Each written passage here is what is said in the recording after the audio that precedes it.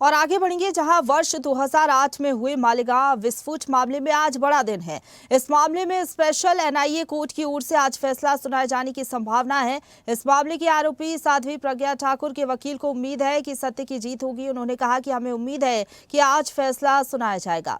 इस केस की शुरुआत में महाराष्ट्र एटीएस से 12 लोगों के खिलाफ चार्जशीट दाखिल की थी। कोर्ट ने 5 लोगों को डिस्चार्ज कर दिया, जिसमें 3 को पूर्ण रूप से और 2 को आंशिक रूप से डिस्चार्ज किया।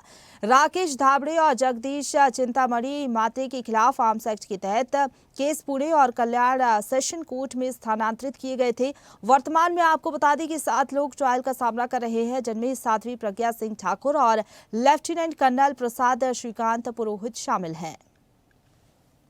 और इसी खबर पर ज्यादा बातचीत के लिए सीधा रुख करेंगे news eight digital Anirudh Sonu ने हमारे साथ लाइव जुड़ गए हैं। अनिरुद्ध, आज का दिन बहुत बड़ा है साध्वी प्रज्ञा सिंह ठाकुर के लिए, राहत की उम्मीद है। आज क्या लग रहा है, क्या फैसला सामने आ सकता है इतने सालों बाद, क्योंकि बहुत ज्यादा इंतजार करना पड़ा, 17 साल का इंतजार, क्या लग रहा है आज खत्म होगा, क्या फैसला कोर्ट सुना सकता है?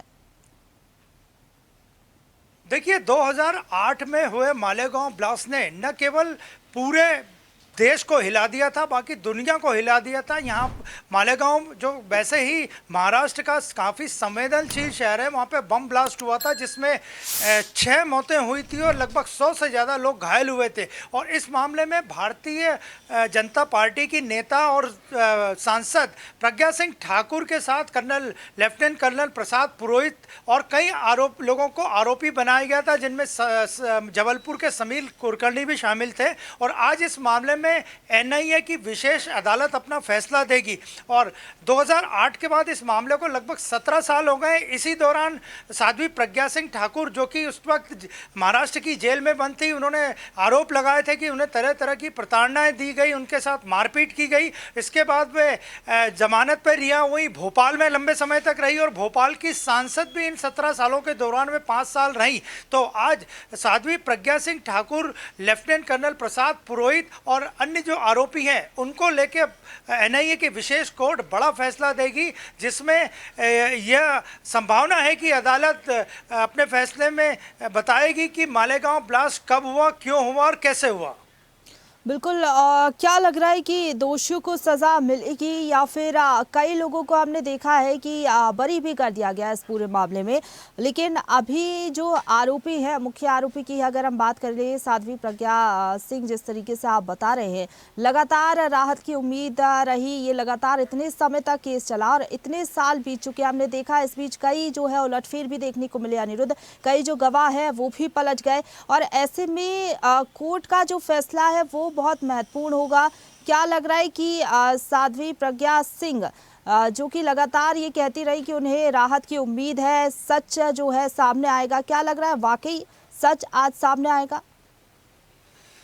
देखिए, जहाँ तक बात करें मालेगांव ब्लास्ट की, तो इस मामले में कई लोगों को क्लीन चिट भी मिल चुकी है, लेकिन आज सबकी निगाहें लगी हैं पूर्व सांसद प्रज्ञा सिंह ठाकुर के ऊपर, जो कि भोपाल से सांसद चुनी गई थी और 5 साल यहाँ सांसद रही। उन्होंने अपना कार्यकाल यहाँ पूरा किया। और आज की बात करें तो एनआईए के विशेष कोर्ट में सारी दलीलें रखी जाएंगी, क्योंकि इस मालेगांव बम ब्लास्ट के तार साध्वी प्रज्ञा सिंह ठाकुर से जुड़े थे। वो मध्य प्रदेश की ही रहने वाली हैं, ग्वालियर चंबल संभाग की। इसके अलावा वे यहाँ के कुछ लोगों के नाम भी आए थे सामने, जिनमें उज्जैन क्षेत्र के कुछ हिंदूवादी नेता थे। ऐसे तमाम तरह की बातें जो कोर्ट में रखी जा चुकी हैं, आज उन्हीं सब पे हो सकता है कि अंतिम फैसला एनआईए की विशेष अदालत दे दे। लेकिन सबकी निगाह इसी पे लगी है कि क्या साध्वी प्रज्ञा सिंह ठाकुर के खिलाफ आज फैसला आएगा या कोर्ट अपने निर्णय में क्या निर्णय देती है। तो आज सबकी निगाह इस महत्वपूर्ण फैसले पे लगी है कि मालेगांव ब्लास्ट में जो साध्वी प्रज्ञा सिंह ठाकुर, जो भोपाल की पूर्व सांसद भी हैं, उनके बारे में कोर्ट क्या निर्णय देता है, क्या फैसला देता है। बिल्कुल। और ये भी बताया जा रहा है कि जो सभी आरोपी हैं उनको कोर्ट में मौजूद रहना पड़ेगा और अगर जो कोर्ट का फैसला है दोषी ठहराए जाते हैं तो क्या तुरंत हिरासत में भी लिया जा सकता है?